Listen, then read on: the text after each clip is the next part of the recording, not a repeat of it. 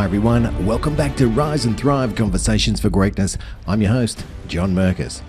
Today we're diving into part 2 of our inspiring conversation with Aaron Holesgrove. In the last episode, we explored the permission model and its impact on personal growth, motivation, and success. If you haven't listened to part 1 yet, I recommend you check it out. It's packed with insights on enhancing your conversations. In this episode, Aaron will share practical applications and real-world examples of the permission model, showing you how you can unlock new opportunities in your conversations. So let's jump back in and continue our journey of inspiration and personal growth. So Aaron, last time we were talking about the permission model, and we talked a lot about getting permission and how that can elevate you to have a conversation for greatness and all the things. If you haven't heard that, it's in last week's episode. Listen to this one and then maybe go back to that one. But there's an actual permissions model that you were talking to me about, and I'd love to hear more about it from you. The permission model is at 5 stages, right? And this is in relation to asking people questions. Now, before I just tell you what the 5 stages are, let me give you a really bad example, John, where I'm not using permission, right? Okay. Hey, John, what's the PIN for your FBOS card? Yeah. Tell me how you're feeling, John. Yeah, well, it's a little bit intrusive, a little bit, why the hell do you want to know that? Are you trying to rip me off? Do you have my card and I don't know about it? I think my reaction would be something like, who the hell do you think you are asking me a question like that? Yep. You know, but imagine like I'm going to use the permission model now, and I expect to still fail with my question. But let me try this. Hey, John, do you mind if I ask you a pretty personal question? No, I'm not game. You're making this tough for me, aren't you? Sorry. I got to be serious. It's just really nice for me to have an interview with someone where I could muck around with, because often I don't know the person that well, and I can't be like this. So, no, I don't mind at all, Aaron. All right. The reason why I wanted to ask you this question is because I'm doing a study at the moment, which is about security, like banking security and things like that. Mm-hmm. And we're learning patterns in people's behavior with security with their money in general. So the question I was interested to ask is, John, by any chance, do you use like sequential numbers or perhaps birthdays or things that you remember as the PIN for your FPOS card? Are you comfortable asking that question? Answering it, yeah, I am comfortable answering that. Oh, okay, great. Thank you. Yeah, because you are telling me why, as well as you're not actually asking for the number itself, though it's the reason behind the number. So that's what I'm hearing. But the reasons why were really valid as to why you would ask that, where before had no idea why you would ask a question like that. Yeah. Now, let's just pretend you've answered, because I don't want you to answer that question in public. And so I'm just going to pretend your answer was whatever it was. Well, there is something I want to say that's real about that. Okay. All right. If it's not relevant, that's okay. We can work it out. But I use a pattern on the keyboard. I don't actually know what the numbers are. I know what the pattern I use. Right. So if I'm going to play that back, basically what you're doing in order to, keep your money secure is that you're looking to pick out a shape or a pattern or something that is visual to you, which strikes a memory, rather than just trying to remember random digits or something. That's exactly right. Perhaps it's even like in the inverse situation. It's the fact that trying to remember digits could be a little, perhaps, if you don't mind me saying, a little anxiety inducing. Well, the responsibility of trying to remember something like that, just in case you forget. Yeah, possibly. Possibly. I just think it's what works for me. So it was like this works better or easier than remembering the number itself. Yeah, right. Do you mind if I actually take down a few notes about this and use it in my study? We don't have to associate your name to it. We can anonymize the information. But do you mind me doing, like, taking down those notes and adding that to my research? I don't mind at all. Okay. And scene. How are you feeling about that conversation we just had? You're very respected and taken into consideration. And I also feel, so what I've heard is that people intrinsically want to help, And so what I Yeah. feel like that I've done is I've helped you because you have got some extra pieces of information that you can add to your research. So I feel good about the fact that I've been useful in some way. Wow. Like that's a far better reaction than I was even hoping for. Like you've helped me. Right? That's amazing. See, that was the permission model in practice, right? The Right. 5 stages of the permission model are A, permission, B, context, C, the question, D, playback, and then E, permission again. Right. Right. Now, this is a deliberate strategy. So it can be really useful, not only in asking difficult questions, but it can actually be empowering to the conversation itself, just to use it in general, just because. Because to your point that you made earlier, is that it really demonstrates respect when the permission is the first and last thing that you're doing, that you're acknowledging that I might be crossing a boundary here and I don't know if I am. So I'm just going to check with you first. You know, like, do you mind if we, like, I didn't even propose the credit card thing with my first question. I said, do you mind if I ask you a personal question? Mm. You know, it might not even be whether we're friends or not. You just might not be in the mood for it. Yeah. You know, I don't know. So I'm just lightly probing. I'm checking in. But where it gets particularly useful with hardcore questions, shall we say, like pretty out there questions, is that the ability to add some context in terms of where you're looking to go with this question before asking it can be such a powerful thing. So like say for like let's use another example, right? Not using the permission model. We'll come back to talking about those other 5 stages a little more. Hey John, how many kids you got? 2. Pretty short conversation, right? Yeah. Right. Now, let's try that again. John, do you mind if I ask a little bit of a personal question? No, go for it. The reason why I thought to ask this is because I know that we've been work colleagues for a while and we get to check in every 2 months. But if I'm going to be completely honest, I'm sort of embarrassed that I've never asked this question before and I just don't actually know. I've always been meaning to ask, how many children do you have, if at all? Sorry to be presumptuous. Yeah, I've got 2 kids, a girl and a boy. Yeah? Yeah, 14 and 11. Right. Yeah, Wow. Jonathan, I should 14 say and their 11. names too.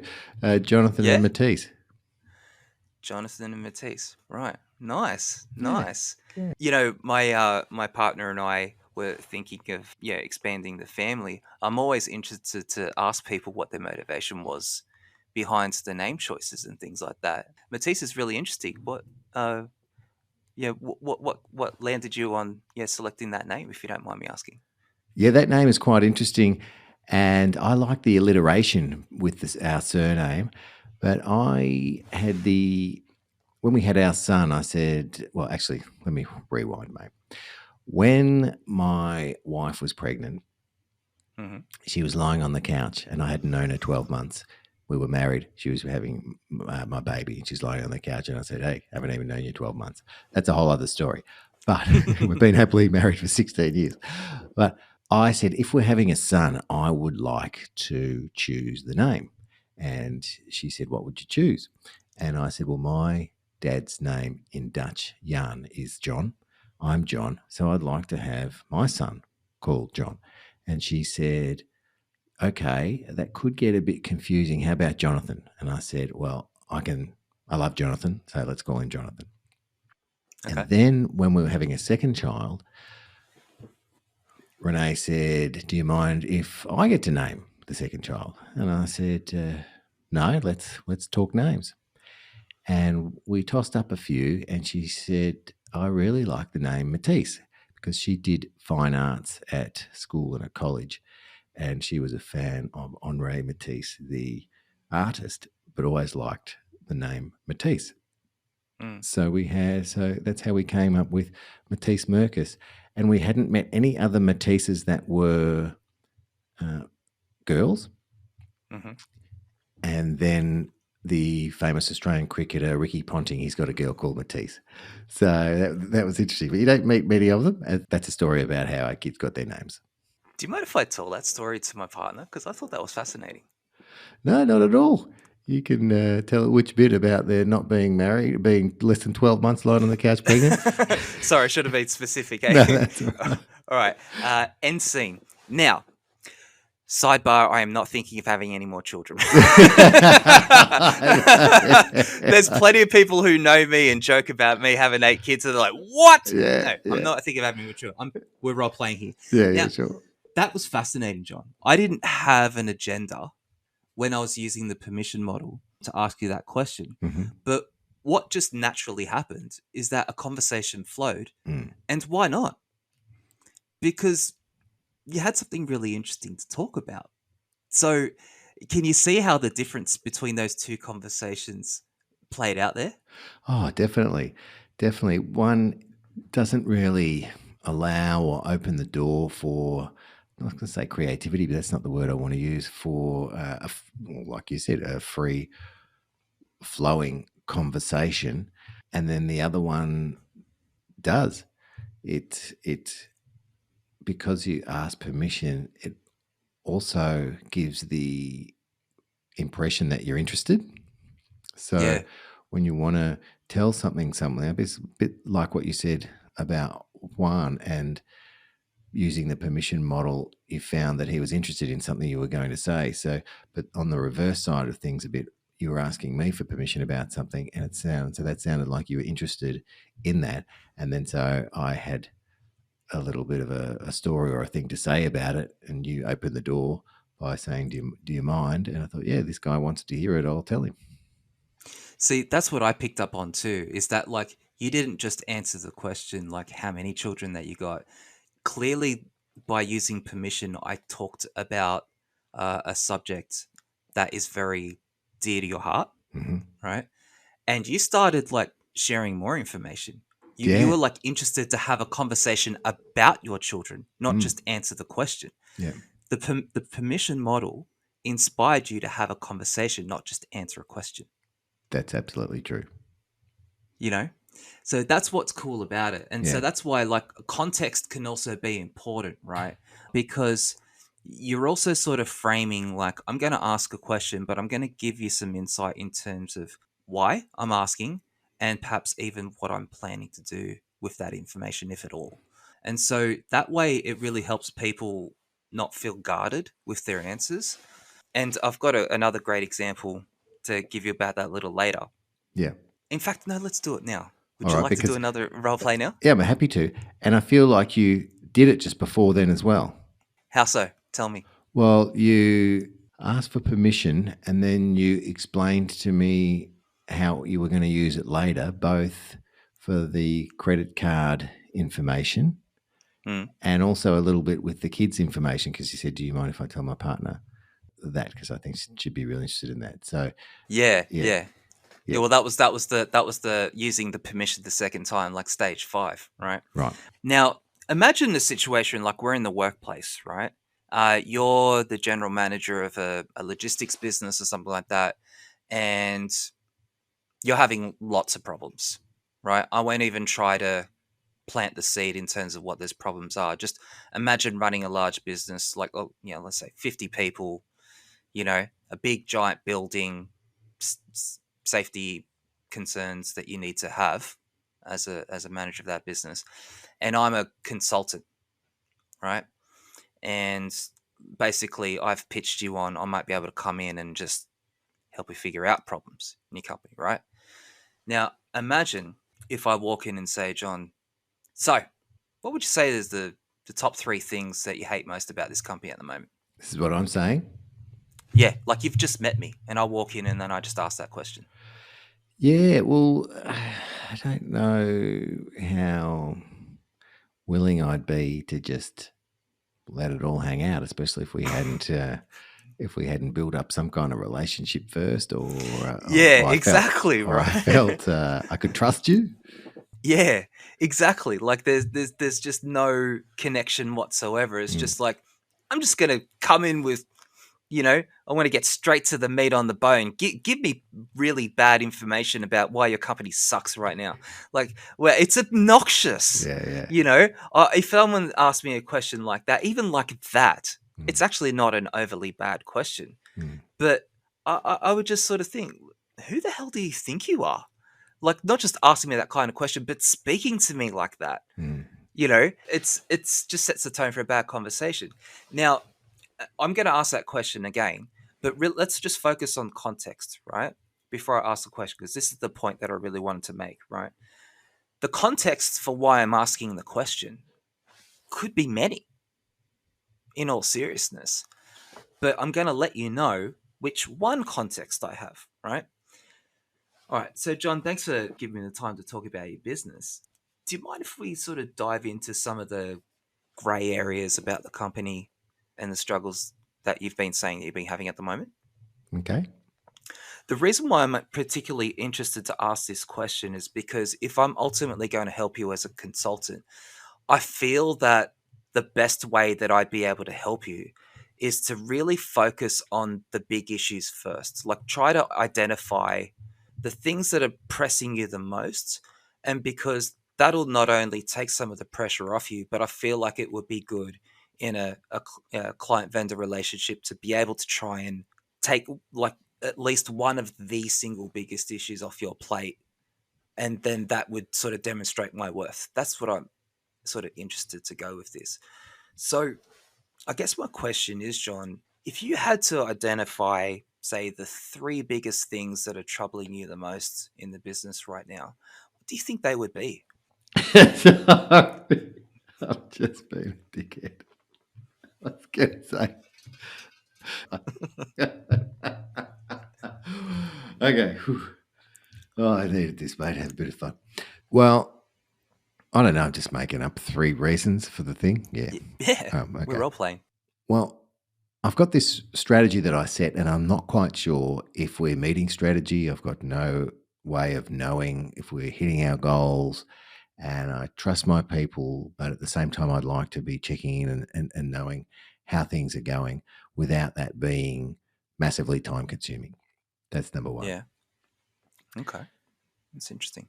Number two is I think our overheads are way too big. We've got this massive building. Not many people are coming to the office these days with the hybrid working, and I'm not quite sure what to do with it. And we've got a lease, and I want to get out of the lease because, as I say, we're probably taking about half the space than what we used to. Yeah. And the third thing is innovation. I feel like we're not on the cutting edge of anything and we're not changing and learning and growing. So I don't want to be left behind and I want to make sure that we are profitable. So all the people that we help thrive and survive through our products and services and the people that are employed in the business are also thriving. Yeah. Okay. Thanks for sharing. So that's quite interesting because what I noticed is that your first two answers were both effectively about transparency. I know that your intention was that the second one was financial, but clearly transparency, like understand what's happening around here, is clearly top of mind for you. They were also the first two things that you mentioned. Yep. Do you think that's fair to say? Yeah, Yeah, absolutely. yeah, Yep. yeah. And then clearly, if you don't mind me saying so, like money is top of mind. Maybe you're quite direct about it with the second point, but what I was also sort of hearing in the third point was that, growth in the future and all that sort of stuff, obviously you need money to be able to support that. So I get an inkling like perhaps there's a little bit of financial pressure at the moment, but more so financial pressure to fund the future or to even perhaps even have a future. I don't know. But that's the sort of sense of what I'm getting in terms of how you're thinking and feeling from my question. Yeah. Well, a lot of people rely on me and I don't want to let them down. Yeah, of course, and that's completely fair to say. Yeah, look, I thought there were some really interesting points in what we discussed there. Do you mind if I take some notes Sure. about some of this stuff? Sure. I'd love to discuss these things with a couple of my colleagues because I know we have specialists in financial concerns and we have specialists in coaching and transparency and ways of working and things like that. So I'd love to share some of the information and perhaps refer some of them to come in as subject matter experts to talk to you a little more. Would you be comfortable with that? Yeah, no problem. Okay. All right. End scene. Interesting conversation, right? Yeah. And that example, I came prepared to this discussion between you and I, John, with that example, because it's a good segue into Playback. But we wanted to focus on context in that question. Now, what was the impression I left on you when I laid out the context of why I wanted to ask you that question? At the beginning, you mean? Yeah. Yeah, well, what I noticed, you used the two words, the reason. Mm, The reason why. So I knew why you wanted this information. So that gave me more context as to what was going on and how my responses might be used and useful. Again, that word useful. yeah. So I don't know if I'm answering your question. Your answer is how you felt. So there is no right or wrong answer. It's just Right. interesting to get real time insight and interesting Yep. for your listeners to play the voice of the audience. It's like this is sort of how I was feeling as you asked that question. Yeah, well, I was feeling free to give an answer. So obviously I was making up the answer as I went along. So that was an Yeah. interesting exercise in itself. But I felt free to do that. Like the other role plays that we've done, there wasn't any cards I was holding close to my chest because I felt like I knew what you wanted the information for and that you could help me. Yeah. See, like another context I could have used is that I'm a tax collector. So, what's the three biggest things about this business that's bothering you right now? I mean, with that sort of context, how comfortable are you still? Yeah, no, not very. Oh, you're having financial concerns. Well, how interesting. Right? Yep. The context is really valuable Mm, because, mm, like you say, you're laying down the comfort level for what you're about to discuss. mm, And I think it's important that if you're asking someone a question that might feel a little invasive or just really is invasive, mm, that with some context, you can let people know how I'm proposing that I think you would be comfortable with me with asking that question. Because even still, when you understand, like, well, this is where you're looking to go, or the reasons why you demonstrate the motive to ask me these questions, then when you get the question, you get to make a decision still. It's like, mm. okay, well, you're saying these are your intentions with why you're asking me this question. And then you get to make a judgment call. Okay, yeah, I'm comfortable. I'll talk all about my children in front of, like, half the world on a podcast, or I'll talk about like the three biggest things that drive me crazy about this company that I spend 80 hours a week working and slaving in, to a random stranger. Sure, or not. Yeah, well, the thing about it as well is you feel like you're in control of the conversation. Exactly. So, like you say, Exactly. you can go either way. You've got permission to go either way, and then you decide which way you're going to go. And because you've been asked for permission and you've made the decision, you feel you're in control. And I think that makes the conversation easier from the person that's talking because that's their context for speaking. I've been asked, I feel I've made the decision to talk about this particular topic, and away I go. So I'd imagine you would definitely have more deeper, meaningful conversations in that context. Yeah. And do you think back to our discussion about the scarf model, the C and the A are standing out to me, right? Certainty. Mm, Where is this conversation going? And autonomy.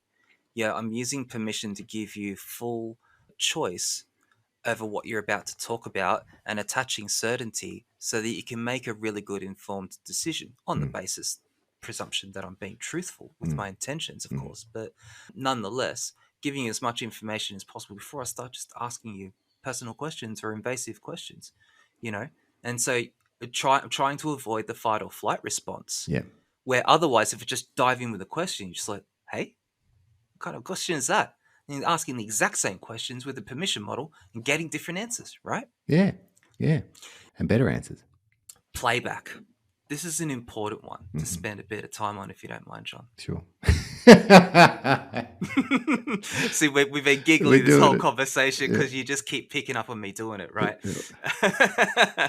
But in that last example, notice the playback that I did after the answers that you gave me. Yes, I've in a business context, I've heard it said often, "Do you mind if I play that back?" So I'm sure I understand what you mean. So, what's your understanding of why that would be really valuable to do as an exercise? To make sure that I've understood what you've said, Mm, because there's so much information our brains need to process that I might have not heard something the way it was mentioned. I might have accidentally filtered mm, something out that I didn't need to. I might have got distracted because I haven't eaten or had lunch yet and missed yeah. something. All the things. So super important. Super important. This is why you're the godfather of conversations for greatness, mate. You pretty much nailed it, right? So, first of all, it's letting someone know that you listened. And particularly important, if you ask someone a heavy hitting question, like, what's the three things that drive you craziest the most about this business? And then you sort of go, okay, yeah, interesting. Yeah, that's right. And that's about the end of it. Yeah. How's that supposed to make someone feel afterwards, Yeah, after giving a vulnerable answer? yeah, that's You right. know? There's no respect. It's not really the right word. There's no validation. There's no validation Mm. in. I don't know. You say it better than me, mate. Do you know what I mean? Well, I guess what I'm imagining you're referring to is that when you show someone vulnerability in saying something quite personal, it particularly strikes a tone with you when you're hearing that someone heard and understood and listened, Mm, right? So it's sort of like you're using context to make someone feel good about the question that you're about to ask, and you're using playback to make someone feel good about the fact that they answered, yeah. right? Because you might want to ask them a really tricky question again. And so if you're going to be a dick about it after they've given a pretty personal, vulnerable answer, Mm, they might not feel comfortable about you asking them a thorny question again, even if you do ask for permission first and use context as the first two steps, right? yep. Yep. Yep. So Yeah. that playback important for all those reasons that you mentioned, as well as when you want to continue having a conversation, that person feels like they can with someone that not only listens, asks for permission, lets you know why you're asking the question, and then Mm. plays it back to make sure that they have heard you correctly. You know, you feel pretty good about that as the person on the other side. See, and that's the other part of it too, right? I might not have, well, it's not even just heard it correctly or understood it correctly, Yeah. right? So like in the example we had earlier, you gave your answers. I'm not going to sit there and then say word for word what you just said to me back to you. That's ridiculous. But what I did is that as a playback, I just tried to imagine how you were feeling. Mhm. That your answers were the facts, but I tried to sort of understand how you were feeling with your answers, right? Now, I may have understood that wrong. Like your response could have actually been, "No, I wouldn't say that I have financial pressure with about the future. I'd actually call it more like ambition. Like I want this company to be bigger. You know, I I have a growing family. I actually want to sell my house and buy a palace. Like because my family means everything to me. I want to give them the world. Right now, I can't. I give them a decent wage that I bring home. Mm, From this business that I run. mm. Yeah, like I don't know. I might have been wrong. And Yep. then on a basic level, yeah, I might have just got the details wrong too. Just don't know. And you'll only know by playing it back like you did. Yeah, exactly. And so playback is amazing. In fact, I think there's another conversation for another day about playback in general. I'm just staying focused on the permission model for now. Yep. But there is just so much to talk about in that space. But yeah, you can see how, effectively how the five things come together. Obviously, the fifth one being permission again. It's just where necessary, be polite and use permission again in terms of what you're now going to do with what you were told. Right? It's you don't really need to get into that one. It's pretty much it makes sense, right? But Yeah, you can. that's and that in a business conversation, I can see where that would be important. In a more personal, non-business communication, I'm wondering if you do need to say how you're going to use the information. Well, Yeah, of course. It goes without saying, but then again, most people don't do that. They'll be scribbling notes on piece of paper and giving just audible groans or okay yeah that's interesting yeah that it's not real decent feedback, and feedback is a weird thing in a conversation like that. That's why playback becomes a better strategy rather than Gotcha. feedback, but now what you're sort of seeing is that, as we've sort of talked about each of the 5 steps, when you put them all together, what you're doing on the edges with step 1 and step 5 both being permission, you're being extremely polite, right?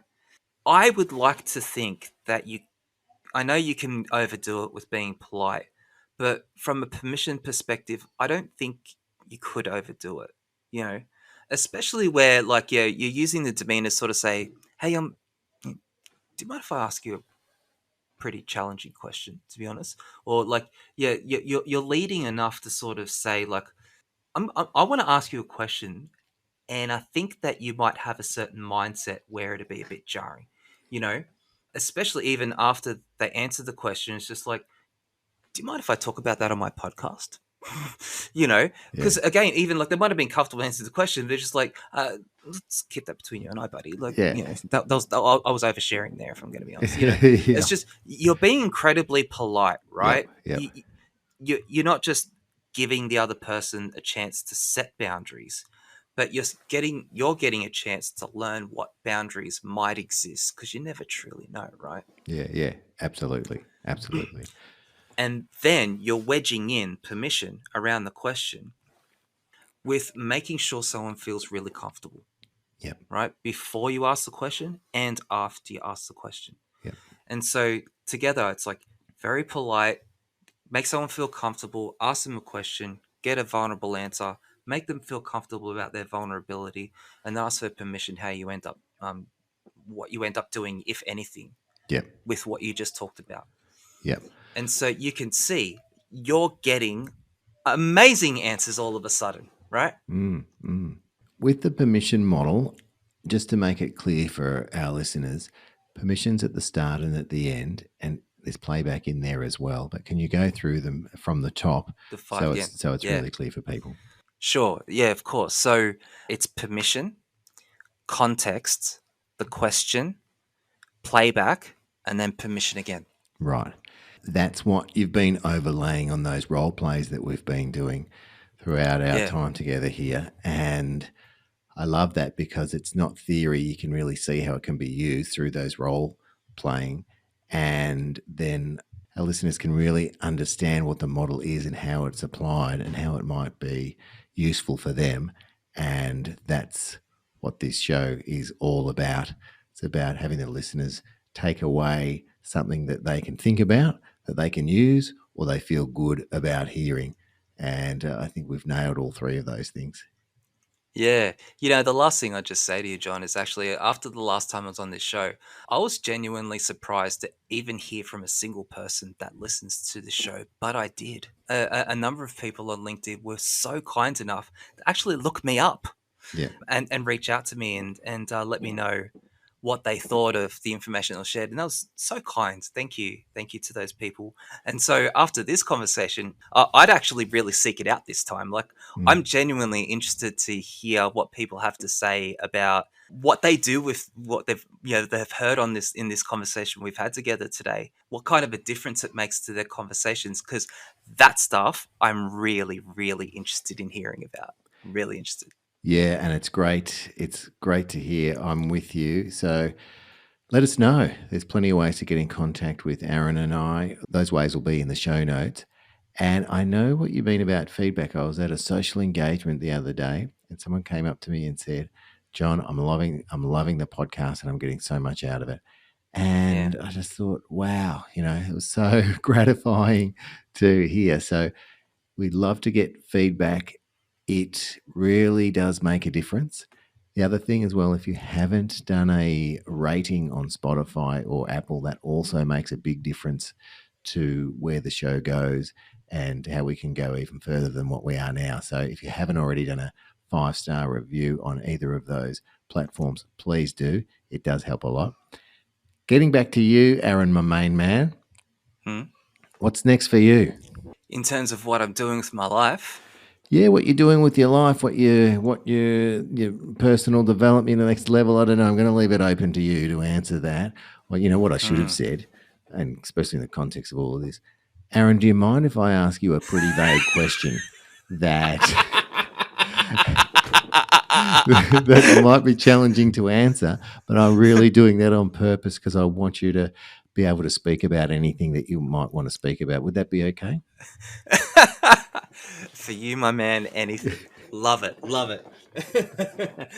It's interesting that you ask because, yeah, I'm working for a company right now that has been acquired by a much larger company. And I'm starting to really notice that there's some awesome potential for growth within the company. So I'm exploring that at the moment. I've been doing some consulting in addition to project management, which I've been really grateful for.